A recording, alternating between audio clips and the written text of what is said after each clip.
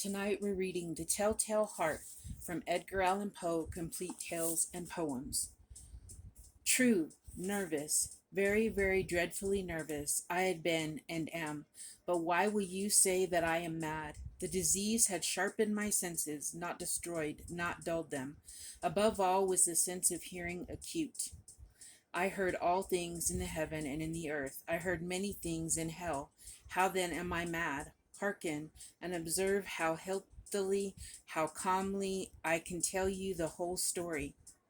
It is impossible to say how first the idea entered my brain, but once conceived, it haunted me day and night. Object there was none. Passion there was none. I loved the old man. He had never wronged me. He had never given me insult. For his gold I had no desire. I think it was his eye. Yes, it was this. He had the eye of a vulture, a pale blue eye, with a film over it. Whenever it fell upon me, my blood ran cold, and so by degrees, very gradually, I made up my mind to take the life of the old man, and thus rid myself of the eye forever.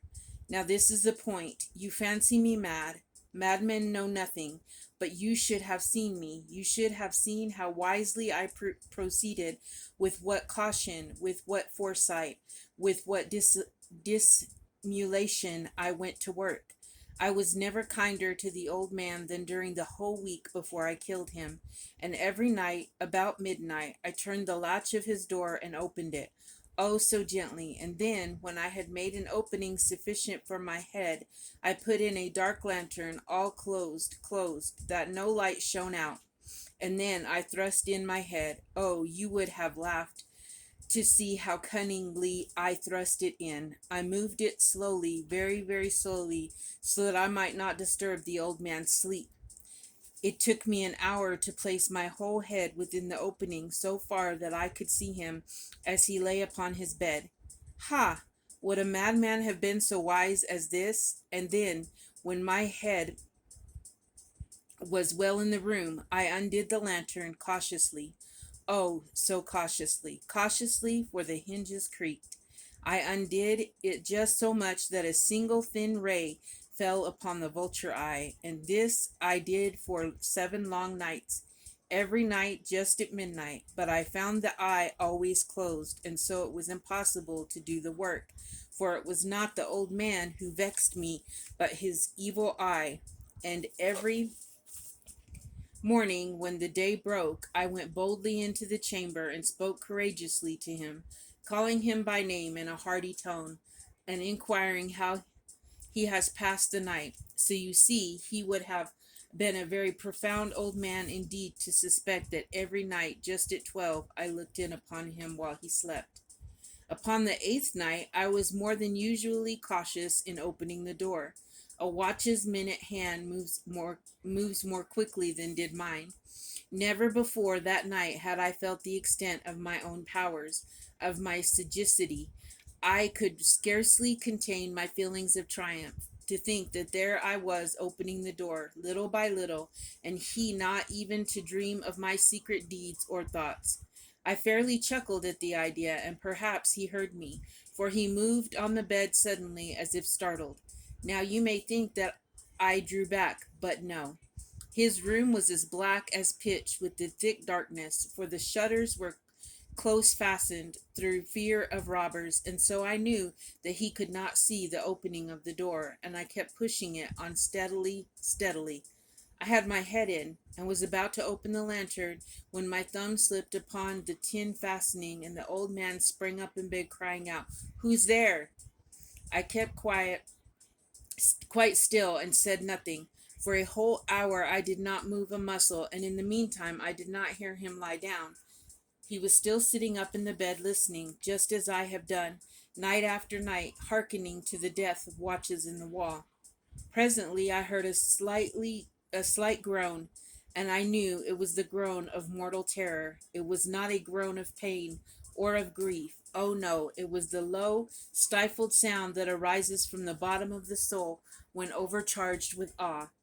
I knew the sound well, many a night just at midnight when all the world slept, It has welled up from my own bosom, deepening with its dreadful echo the terrors that distracted me. I say I knew it well. I knew what the old man felt and pitied him. Although I chuckled at heart, I knew that he had been lying awake ever since the first slight noise, when he had turned in the bed. His fears had been ever since growing upon him.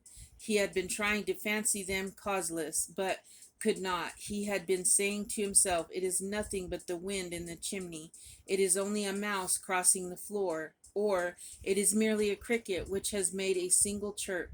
Yes, he had been trying to comfort himself with these suppositions, but he had found all in vain, because death, in approaching him, had stalked with his black shadow before him and enveloped the victim, and it was the mournful influence of the unperceived shadow that caused him to feel, although he neither saw nor heard, to feel the presence of my head within the room.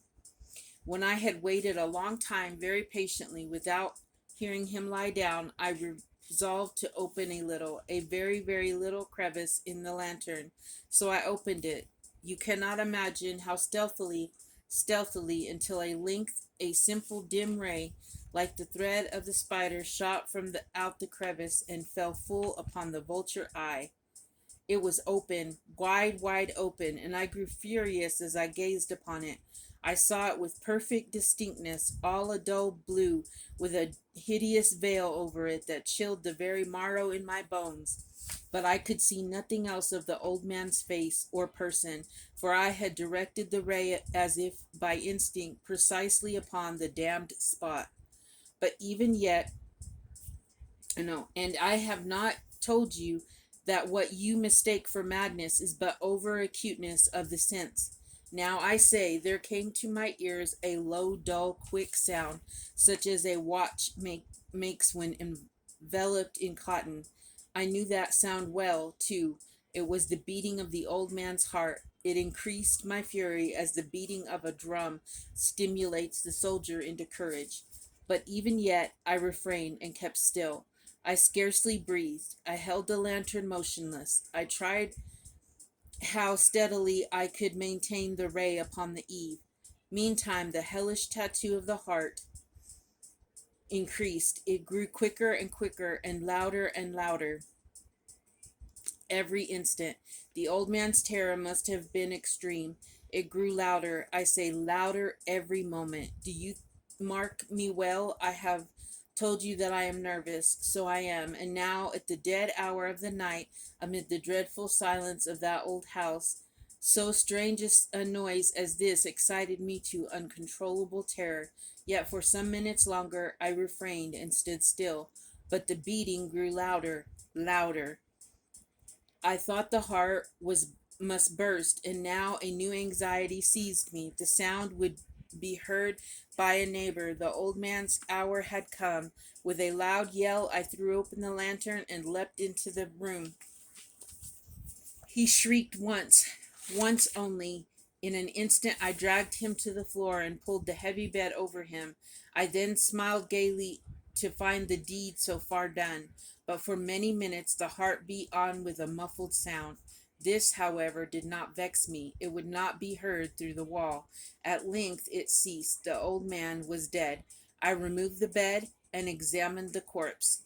Yes, he was stone dead. I placed my hand upon the heart and held it there many minutes. There was no pulsation. He was stone dead. His eye would trouble me no more. If still you think me mad, you will think so no longer when I describe the wise precautions I took for the concealment of the body. The night waned, and I worked hastily but in silence. First of all, I dismembered the corpse. I cut off the head and the arms and the legs. I then took up 3 planks from the flooring of the chamber and deposited all between the scantlings. I then replaced the boards so cleverly, so cunningly, that no human eye, not even his, could have detected anything wrong. There was nothing to wash out, no stain of any kind, no blood spot whatever. I had been too wary of that. A tub had caught all. Ha ha. When I had made an end of these labors, it was 4 o'clock, still dark as midnight. As the bell sounded the hour, there came a knocking at the street door. I went down to open it with a light heart, for what had I now to fear? There entered 3 men who introduced themselves with perfect suavity as officers of the police. A shriek had been heard by a neighbor during the night. Suspicion of foul play had been aroused.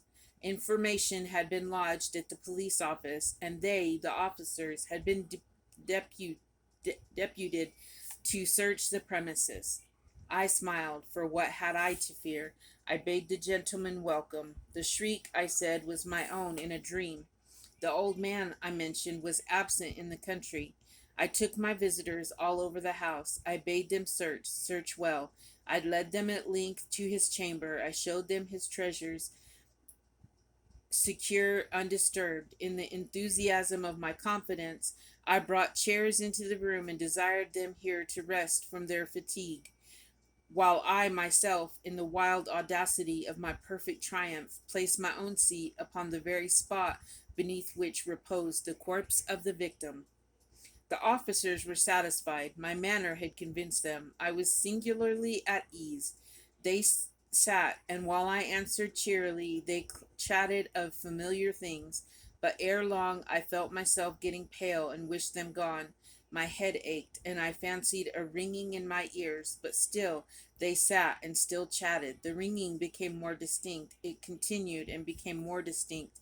I talked more freely to get rid of the feeling, but it continued and gained definiteness until at length I found that the noise was not within my ears. No doubt I now grew very pale, but I talked more fluently and with a heightened voice. Yet the sound increased, and what could I do? It was a low, dull, quick sound, much such a sound as a watch makes when enveloped in cotton. I gasped for breath, and yet the officers heard it not. I talked more quickly, more vehemently, but the noise steadily increased. I arose and argued about trifles in a high key and with violent gesticulations, but the noise steadily increased. Why would they not be gone?